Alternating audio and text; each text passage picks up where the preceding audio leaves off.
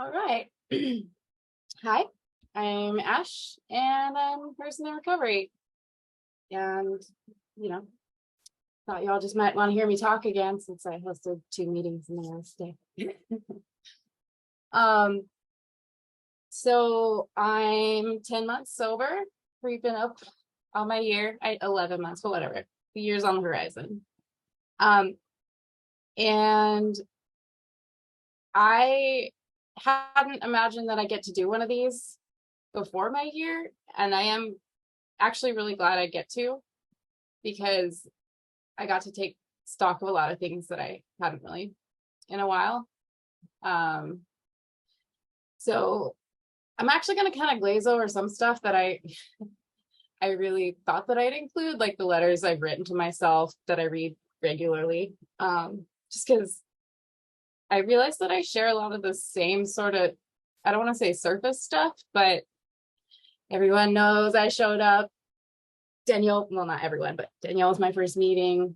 I came because I got stir crazy because of COVID and I was home alone and 2 months sober and all that. But one thing that I really appreciated about getting sober this time was that I got to start learning about who I am, versus the other times I tried to get sober, it was just don't drink.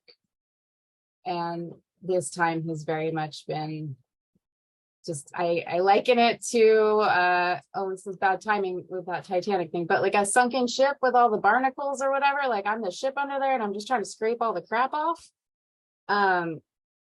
The biggest difference this time around getting sober versus my other attempts was I actually paid attention to the fact that I'm autistic and I have ADHD.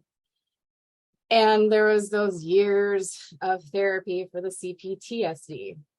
And I have thoughts on terminal uniqueness. Basically, I had to spend a few years in therapy learning what wasn't my fault, what I did not deserve, and then through this getting sober process, find where this, how that crossed over to me putting that on other people or being that person and like spreading that. But basically paying attention to my mental health this time and being more open has made the biggest deal. I've come to figure out that being undiagnosed growing up was absolutely put me in a position that the deck was stacked against me, and I have a lot of genetic predisposition to alcohol. Well, actually, all the drugs. Anyway, so I'm the youngest. I have a brother who's 6 years older. By the time I came around, well, short story long, my mom begged to have kids. My dad didn't really want them, and then had to beg for me, and I showed up, and she was so excited to have a girl. By the way, I'm going to knock this out of the way real quick.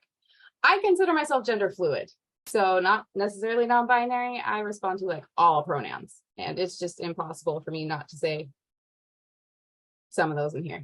Anyway, I was my mom's like baby doll, for lack of a better word. She had a boy, and she was so excited to have a girl, dress her up in pink.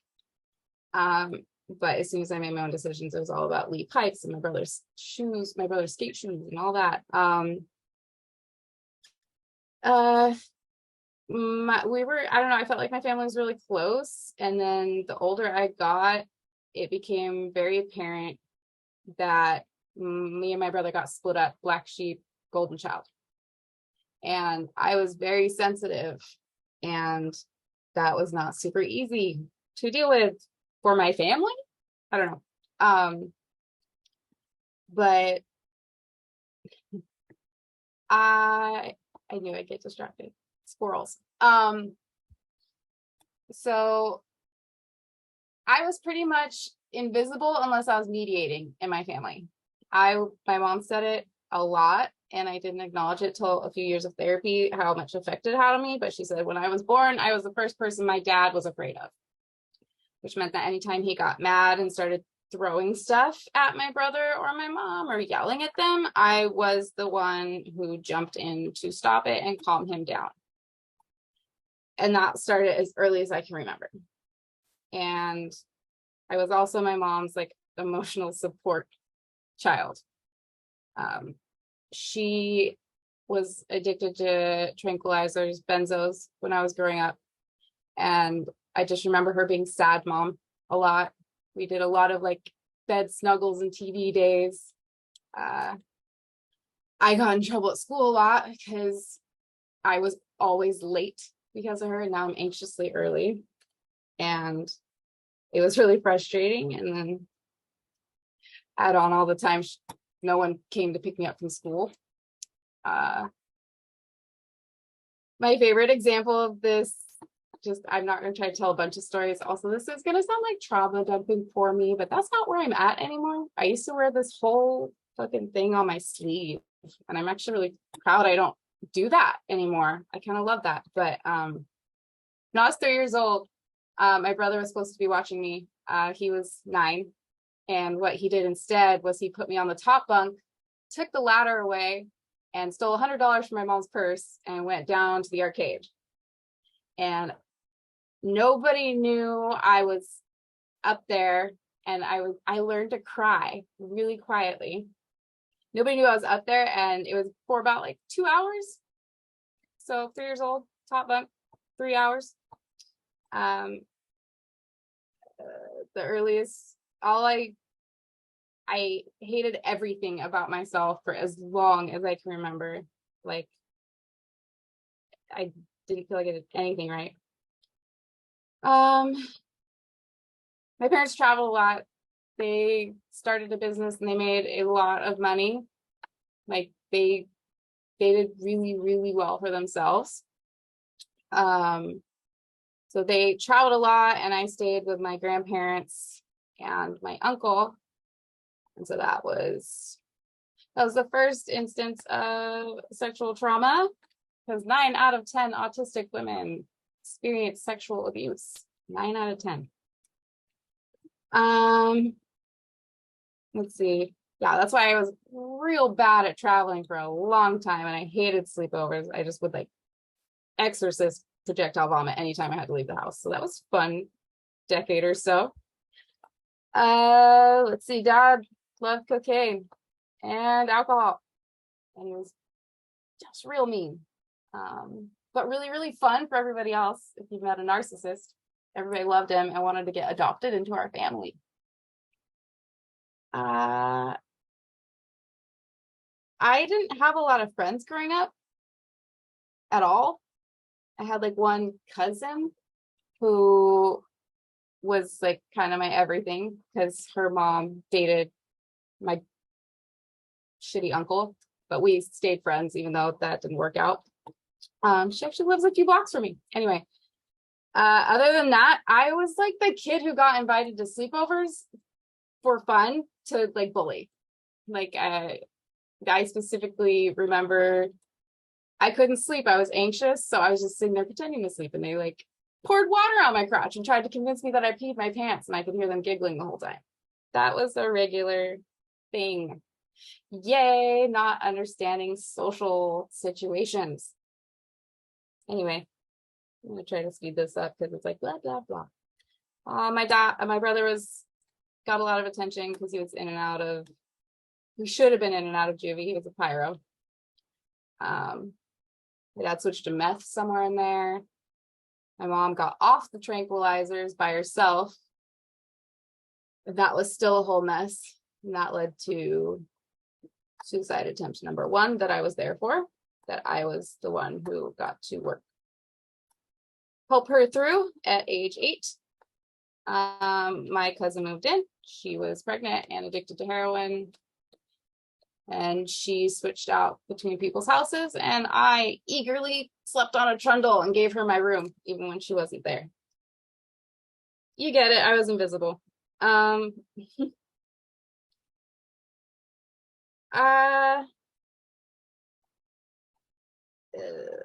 rode horses, and that was my safe space. I was horse girl. for sure. It was the only place that I got anybody even like noticed me, and horses are really cool. So there's that. Junior high sucked. I loved band and choir. Music was everything other than horses. Music and horses. His first chair trombone, not to brag, honor band, 3 years in a row. Anyway, I'm spending so much time on this chunk, but I started drinking the summer I turned 17, so I was 16, 17. I had 2 beers one night, and the next day was 4th of July, and I thought I was a pro, so I had 9 screwdrivers. I wound up making out with a guy who loudly proclaimed he was going to have his way with me, and who was also openly HIV positive. So that was a really fun first time making out with anyone. And I was basically sexually active for 1.5 years, and it took that long before I even kissed someone sober. So not a great introduction to all that. So I was horribly in love with one of my best friends, because bisexual was not a thing back then. And I was very confused, but her mom was the party house, and she used to give us all kinds of alcohol, and she was regularly hooking up with like 19-year-olds, her older brother's friends. And it was one of those nights that I lost my virginity in a very non-consensual way while my best friend was passed out. And then the next day, when I told her about it, she told everyone about it. And for the next 6 months, I was harassed at school and bullied and hazing voicemails, and I was called gross. And I had a reputation. Everybody knew where I'd been. That was pretty cool. People were noticing me. And that's the dark realization I had when I looked back, when I was trying to like do the rewind for step 1, where did it start? It was that people noticed me, and sometimes my jokes were funny and people saw me, and that was cool. Oh, so after high school, real fun. Best friend's mom started dating my parents, throuple style. Didn't go well. So that was real bad. And the way that ended was best friend's mom and my dad deciding my mom shouldn't be on all her medications. And maybe she was on a few she shouldn't have been on, but literally 4 of them should not have been stopped cold turkey, and they flushed them all. So again, I was 19. I got called to the house to handle my mom, and I had to, they made it my call if we were going to do the 5150. It became my thing. And they were incredibly manipulative, and it was the right call, but the things she was on and the things that she was literally, it was a nightmare watching my mom run around the street of our very, very nice neighborhood running from the cops. And yeah, this whole time my dad's just an asshole. He threw a computer off a balcony once towards us because he found something on it he didn't like. It got a virus, and he accused me of being a porn addict, so that was fun too. Let's see. So when I moved out, my mom helped me move out though, a little further back, because she knew that it was a bad environment, so she wanted me to get out. And that's the heyday, right? Before you can drink legally, you do all the drugs. And when I was going over this, that was the first time I realized that I'm always like, I don't really like cocaine. That wasn't my jam, but I spent a good 6 or 7 years doing a lot of it, anything and everything, all at once. And I'm like a big fan of taking Ambien too. which you can't remember. So I just never even wanted to remember what happened, which is a theme throughout my life, because I went back trying to find those journals today, just the ones I read, because I read a bunch of journals the night before I got sober. And they were so repetitive that I could not believe that I was still doing that for like the last 15 years. So I tried to find them, and I did, but there were just chunks of pages ripped out. I just destroyed so much of that. My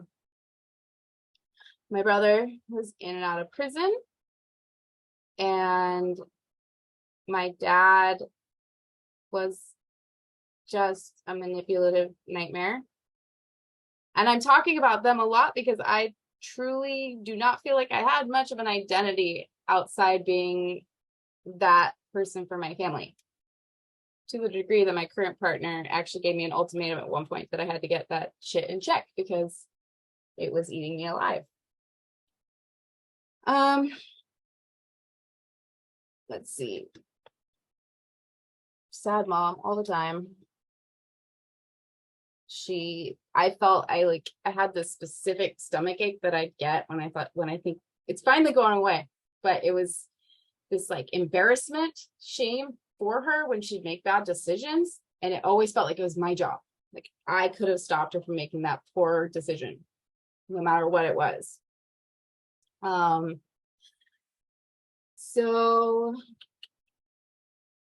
definitely should have been arrested for a few things, but white privilege. I kind of I really regret having no consequences for a lot of things in my life. Anyway, oh yeah, there was one more suicide attempt that I helped my mom with when I had to count how many pills are still left in the bottle and count the casings and take her to the hospital. That was a fun one. That was the more recent one. So I had an ex-boyfriend who was suicidal, and then a guy who tried to ask me out that was suicidal. I felt like I was put on earth to keep people alive, not necessarily myself. But I got older and I got distance, and that seemed nice, not for my mom, but I did get distance. I still felt responsible for my mom, and I had to see her very regularly, and I had to make sure she had social activities so she didn't get too sad. Fast forward to 2019. She had a wicked cough for years, and nobody took her seriously, even though she'd been smoking since she was 15 years old. So when she went to the ER, because her boyfriend just left her there and called me. Anyway, they found a 4-inch tumor, inoperable, 4 inches. So we moved her into our house immediately. Like she didn't go back to that place. He did smoke. Her boyfriend smoked inside the house and had a giant macaw that's actually like he free roamed, and that's actually really bad for your lung health. Anyway, I didn't have kids. I don't have kids. I am not the most like maternal care. I'm not a super good caregiver. So the 5 months that she was here basically consisted of me taking her to radiation 5 days a week, chemo once, and as soon as that was done, I came home and drank. And at that point, my business was doing so good. We had a cover shoot that year, the same day that my partner shaved her head. I had a cover shoot, and it was amazing. We were the #2 wedding photographers in our area, and it was just so much. And I had to deal with all that by myself because my brother still is, I don't know, a very, very, very toxic marriage. And I got gaslit real hard. I just wanted him to bring his grandkids up to see her before she got too sick. And that didn't happen until she was pretty much not coherent in her last days of the hospital. So one of the hardest things for me to cope with was all that, but it was just the fact that my mom, who'd always not wanted to be on this planet anymore, and I had to try to keep her alive, suddenly wanted nothing more than to be alive. And there wasn't a second in those 5 months that she even considered or talked about dying. She never for a second accepted it or talked, planned anything, right up until the last awake moments she had when she was trying to get out of the bed and go home because she was confused and she didn't want to die.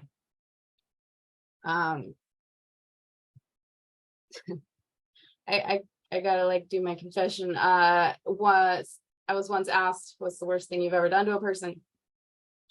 And it was when my mom had a blood clot, so she's on blood thinners, and she gets shot every day. You got to watch out for head injuries, bleeding, all that. But I was so drunk, and she was on such heavy nighttime medications that when she got up to try to go pee, she hit her head and spent 20 minutes confused on the floor. She had to pee, so that happened, and I couldn't hear her yelling, and it took her 20 minutes to get to her phone because I was so passed out, couldn't hear, and then I had to take her to the hospital. And I will never forgive myself for robbing my mom of that dignity in that moment. I mean, I've worked on it in therapy. It's a big moment. And after she died, it's like I got carte blanche I can't say that word, whatever. I got a free pass to drink. Nobody judged me. Not a single person. I just got to get shitty drunk every day. And 6 months later was the pandemic. And my wedding photography business that specialized in large events, 200 plus guests, just stopped. It actually wound up closing over the pandemic for different reasons, but that's the one relationship I think I let alcohol kill, is my business. I didn't fight for it. That one still stings a lot. But basically I spent the next few years spiraling in shame overs and staying up till 4 a.m. drinking and abusing my medication, and copious amounts of WebMDing and Redditing every single thing and trying to figure out what cancer I had or how many cancers I had, because obviously I had many. And I was too afraid to go to the doctor to check any of that out. That was a nightmare. Just literally all consuming throughout my day. That's all I could think about was how I was going to leave people like my mom left. Yeah, so fast forward to, I realized I needed to get sober. I wanted to try it, so I did it twice. I got 68 days and 72 days. I did some meetings at one point, and it was cool, but I was really not into just the self-loathing, hating having to relive the worst moments parts of it, and the group just really wasn't a good fit for me. It was a lot of moms and retired women, and it just wasn't a good fit. But I got so sick of my shit. I was so disappointed in myself. It was so nothing bad was happening. I wasn't I used to run out of the house without shoes on a lot with my phone. I'd hide. That was my favorite thing. I can now see I just wanted people to notice me. Ew. So, but it wasn't that anymore. It was just me staying up and doing stupid shit like karaoke videos. And one night I stayed up and I read all the journals, and I just couldn't believe that I'd been doing it that long. And I always thought that I get pregnant or somebody would call me on my shit, right? Somebody's gonna do something, or there'd be some repercussions that forced me to get sober, and there were not. I am in a relationship with someone who still drinks, so that I always really wanted, I was like, I wish I had that. I wish, somebody made me do this, like intervention. I just wanted that. But at this point, I could not be more proud of myself for doing it for me, because I did not have a lot of support until I came into this room, and I did it for me. And the last 10 months have been all about giving a damn about myself and letting myself be myself, and like all this shit, like the unmasking stuff, the stuff I get to talk about in these rooms has been life-changing. Just being accepted and being able to do the things like fidgeting or babbling. This is very strange having this much time to babble. I feel like a completely different person already, and I'm nowhere near where I want to be. I am so grateful for this room and some of the people I have met. There are people in this group that have seen me in states that I've never let anyone see me in, just hysterically broken down. And then it got more normal, and I started learning to express my feelings and what I knew I needed, what I knew I wanted. And to be clear, I was like a giant asshole while I drank as well. Like, I'm not like I really was. I was the toxic people pleaser, the one who, yeah, it was all the resentments. But I've learned not to say I'm sorry all the time, not sorry for existing, and being sober has changed my life.